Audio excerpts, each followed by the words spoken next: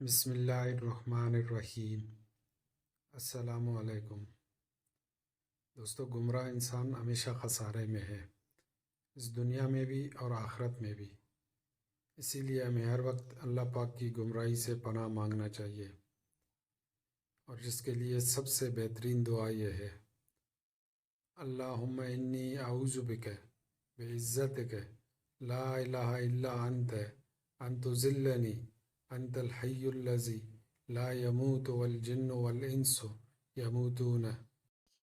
اے اللہ، میں تیری عزت کا واسطہ دے کر تیری پناہ مانگتا ہوں، تیرے سوا کوئی معبود نہیں، اس بات سے کہ تو ہمیں گمراہ کر دے۔ تو ہی وہ زندہ ہے جسے موت نہیں، اور جن اور انسان سب مر جائیں گے۔ اللہ پاک ہمیں گمراہی سے محفوظ رکھے اور اپنے راستے میں چلنے کی توفیق عطا فرمائے، آمین۔